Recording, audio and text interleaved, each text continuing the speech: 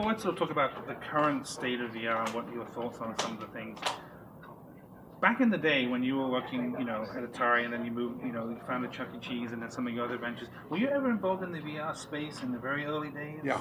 Did you play around with some of the... and Eric Gullickson. Well, it turns out that it was funded in the early days by AutoCAD.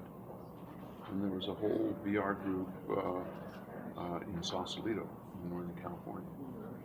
And they had VR using the Pohemus tracking device and pretty crappy stuff. And then there was another thing that there was a VR construct for the Amiga.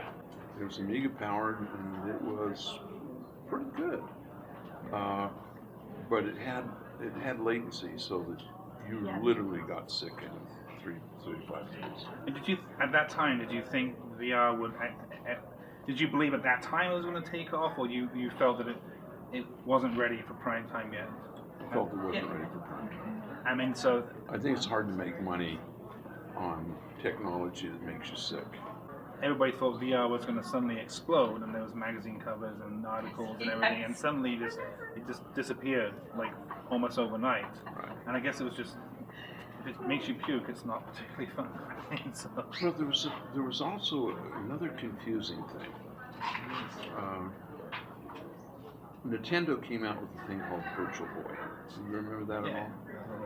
Put your head into it. Right. And it was sold out, and then it went away. And I've always felt there was a story that needed to be uncovered there. And now we're back to this new golden age of virtual reality. Right. And I guess... I think it's happening. It's happening now, right? And I think it's driven by two things. The screen resolution and screen costs are so low. The second thing is that compute power and the ability to transfer a huge amount of data over the air. So in some ways you can detether a lot of stuff. But, and then just the whole idea of cheap gyros and accelerometers give a physical underpinning to the technology as well. But you still think, I mean, from speaking to you earlier, you still think that the idea of in-home VR is maybe not there for the mass market, and we're still going to see most VR experiences for the next foreseeable future be at sort of arcades and sort of public experiences? Yeah, I believe that within the next 2 years there'll be less than 1 million headsets sold. I'm talking domestic US. Worldwide. That's not including the mobile ones. You're talking about home PC type headsets, right? So. And I believe that represents an interesting market, but not a wonderful market. But I believe that the public VR is going to explode. I think there'll be all kinds of VR arcades, VR experience shops, and I think there'll be a good 5 to 10 year run on it. So there seems to be two approaches, I think. There's outfits that just want to take off-the-shelf VR hardware, consumer hardware, put it in a space, and let you pay to play. Right. And then there's things like The Void that are creating these very customized 4D theme park ride type experiences. I mean, what do you feel is going to be the most successful? These unique experiences you can only have in one place, or somewhere you can just go play on a HTC Vive for $20 an hour? I think that there's a problem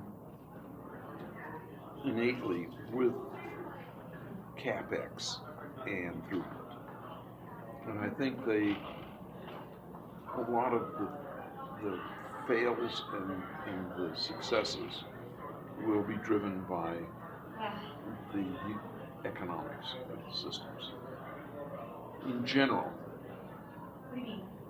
entertainment needs to make $1 for 50 cents of investment on an annual basis. And so,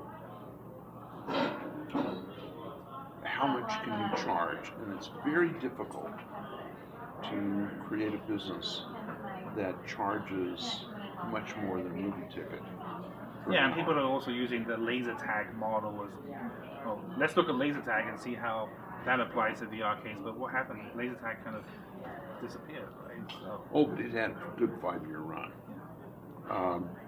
Also, you could put 12 people through, and 12 people paying $10, a lot of difference than 1 or 2. And you've got to get enough what we call entertainment seats to cover the overhead and the cost structures. And you can do that pretty easily with off-the-shelf stuff. Custom stuff, you've got a lot of money in before you make your dollar out. And so I think that... Because interesting, the Void, I mean, they have the fire and the wind effects, but even they've said that the hardware they're going to use for the headset and the backpack, they want to build custom hardware. But I'm like, why not just take off-the-shelf components and adapt them to your experience instead of building it from the ground up? Well, the neat thing about this world is that opinions are a lot like assholes. Everybody's got one. And I think that it's going to be hard to really figure out the right solution. If their solution is really significantly better, People might pay demonstrably for that, better, right? and people are willing to pay for it, it would be a good solution. If it's,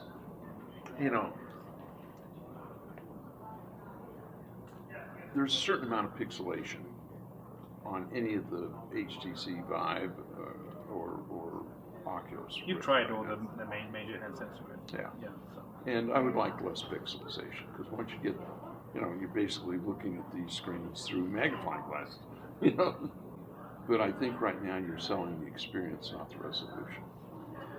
I wanted to stick sort of a little bit sidetrack to like the kinds of experiences you can have in VR, and also related to your idea for Pong, the musical, which you talked about in your presentation, which I think is fascinating and amazing. Isn't that crazy? I mean, what I want to do in these speeches is I want at least half the audience to think that I'm nuts.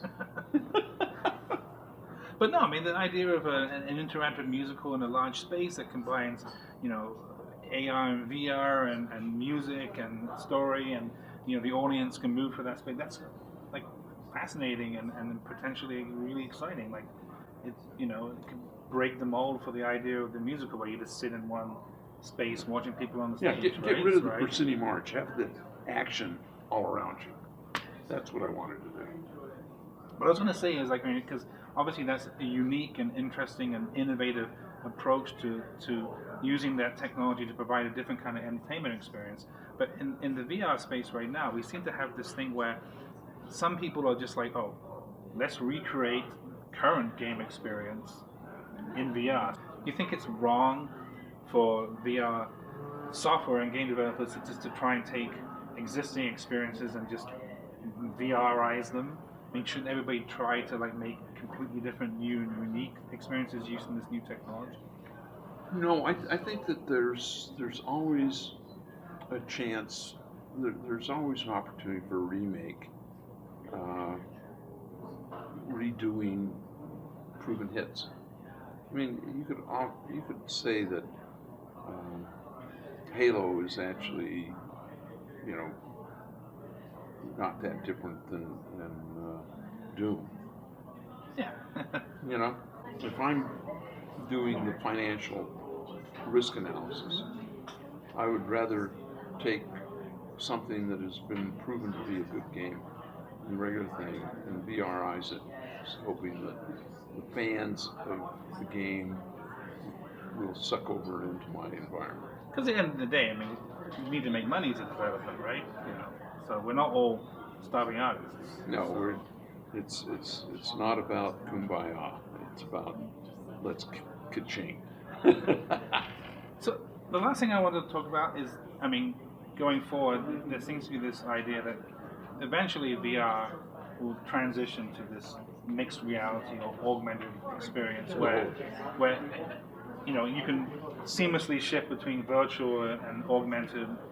I mean, knowing the technology that's out there, and maybe some of the technology coming out, how far off do you think before we have that idea of putting on a pair of glasses and you know, it becoming part of our everyday experience from you know, waking to rest?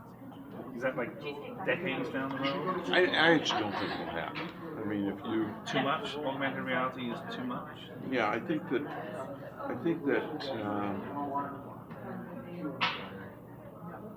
have you read Ready Player One?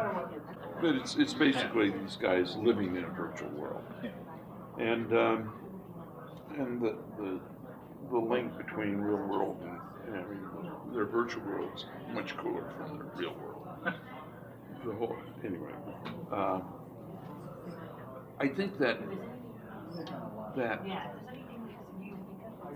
there's a big hole in the technology, and that's haptics. Haptics. Yeah. Feeling it. That's like how you do it. Yeah, and Suits? Like, well, there have been all kinds of things. You know, there was one that was proposed many years ago in which they called it a spider web cage, in which your arms and legs were actually connected at 3 points with little servo motors. And so when you were up against a wall, all of a sudden the servo motor would stop, and you'd feel like you were hitting a block, or your leg, you'd bump into things.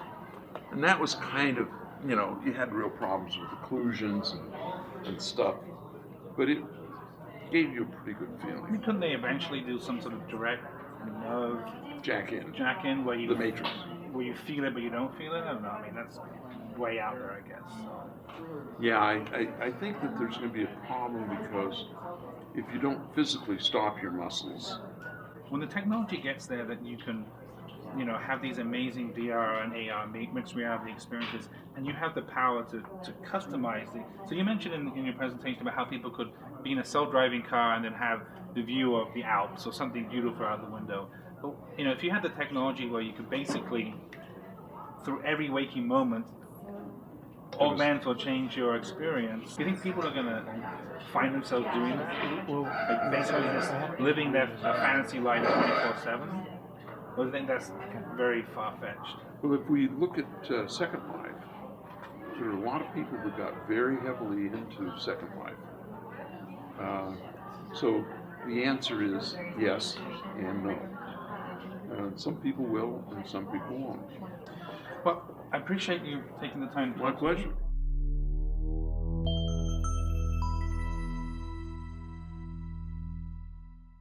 pleasure.